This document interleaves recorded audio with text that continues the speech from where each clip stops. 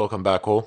So today I'm gonna go ahead and go ahead and have a short debrief in regard to the MAC addresses. Now, since this is the wireless section, and since we're gonna do a lot of playing around with the wireless, it is necessary for us to be familiar with this concept. So this is not going to be a long tutorial, but this is how you are identified on the wireless network uniquely. You also get a dynamic LAN IP address, but your devices are uniquely identified on the network in regard to the MAC addresses. Now you might wonder, well, Ermin, there are a lot of MAC addresses out there, and what good is it really changing it? Who really knows my MAC address? Well, your manufacturer knows your MAC address. Uh, they know where it has been bought, and if you bought it with a credit card, they know who bought it. So they know who the device belongs to exactly, down to the name, last name, address of residence, known address of residence, phone number, etc. So it's not a bad idea to have to have the ability to actually change a MAC address. Now, here's what a changing of MAC address will do for you, and here's what it will not do for you. For example, let's say that you're in an airport and the Wi-Fi and you have 15 minutes of free Wi-Fi. So every new person that comes there has 15 minutes of free Wi-Fi. But how does the router know who are the new people coming? Well, every time it sees a unique MAC address, it gives 15 minutes. So you can have potentially indefinite amount of minutes available, because once it disconnects you just change the MAC address, and there you go. You have free Wi-Fi forever, or for as long as you're at the airport anyway. But that's not really a legal thing to do, or I'm actually not sure if that's legal or not, but in any case, I wouldn't advise it. It's just something that's out there in the realm of possibility. So, how do you find your MAC address? Well, if you type in ifconfig, this is just my interface that I've been playing around with.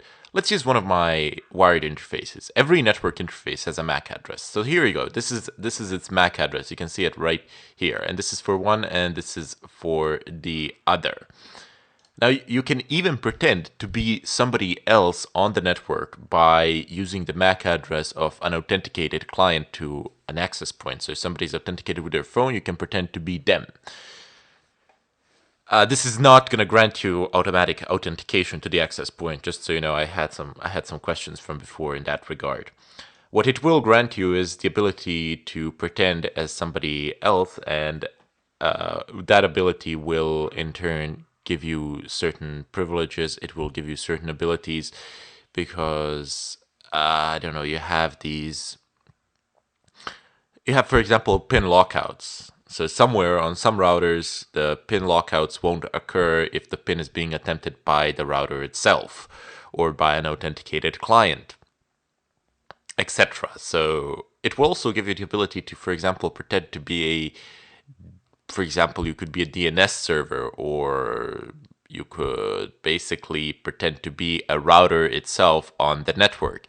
So it does give you a large amount of options. I'm going to go and explain them in great detail later on, but for the time being, let me just go ahead and finish this. Anyway, a MAC address, what is it?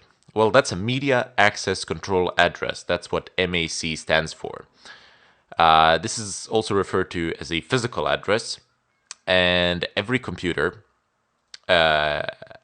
which has a network card has this unique identifier. Actually, this is not a unique identifier of the computer. Rather, instead, this is a unique identifier of your network interface on your machine. But anyway, how do we change it? How do we manipulate this MAC address? Well, you use a tool called Mac Changer, and you can install it by typing in dnf install Mac Changer. And I do believe that I have it installed, but apparently there might be some updates on the system. I should have just used the cached version, but shouldn't have went into the repos, but doesn't matter. Shouldn't take long anyway. While that is happening, actually just let it roll. you see these first set of 6 numbers. You have 6 digits here and you have 6 digits here. These are all hexadecimal digits. The first 6 will identify the manufacturer of the device. Well, not this one because that's a virtual interface, but here the first 6 will actually identify the manufacturer of the device, and the other 6 actually identify the device itself down to the model. Now you won't have access to the other 6, to the second 6, but to the first 6, this is a matter of public records. So if you go ahead and copy this, and let's say you open up your browser, you can go ahead and type in MAC address lookup, and I'll just type in not this one. How about this one? Yep, let's just Control V here and look the MAC address up, and sure enough, it says ASUSTeK Computer Incorporated, which is actually true because I do have a Asus motherboard, and my Asus motherboard does have network adapters on it. So I am dead on the spot. How does this help you at all? Well, first of all, this is how it can help you. Let's say you're looking for the vulnerabilities of a certain router, or you're looking for the specifications of a certain router, but you don't know which router it is. And you're in the wireless network, and you get the MAC address, and with the MAC address you can see who the manufacturer is immediately.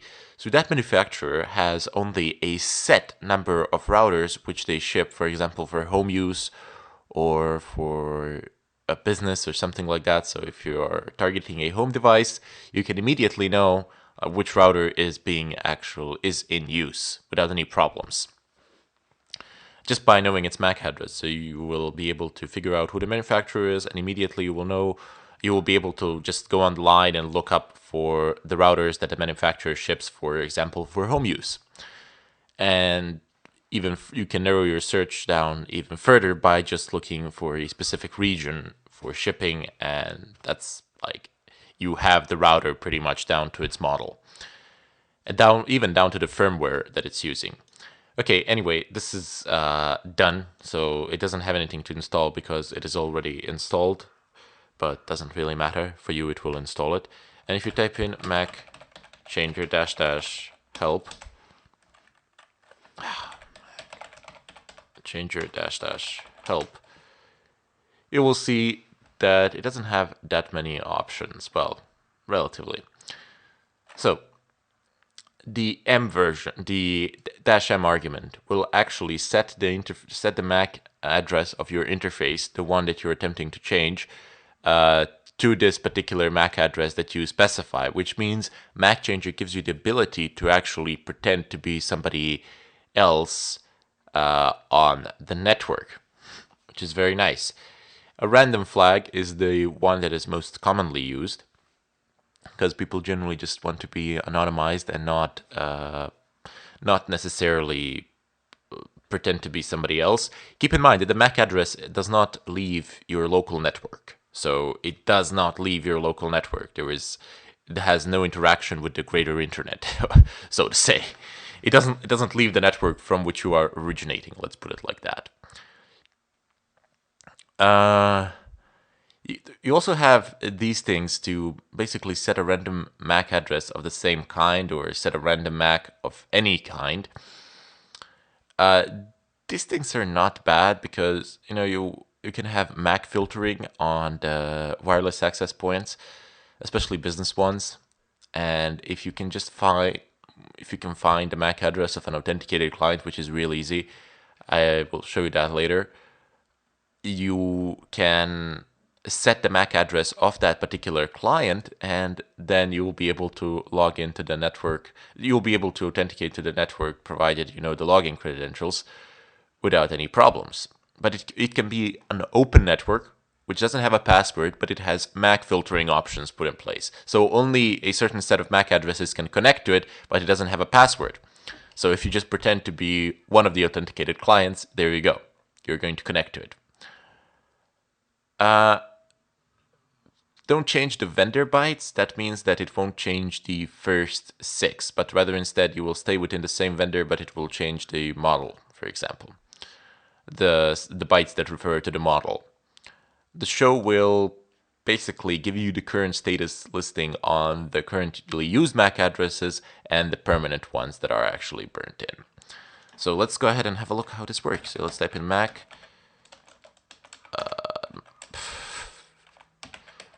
MAC changer -s. Okay, it doesn't work. Why? God. Dash show, but I have to give it a device. I always hated the device names on Fedora. It's like one of the worst naming standards for the network devices.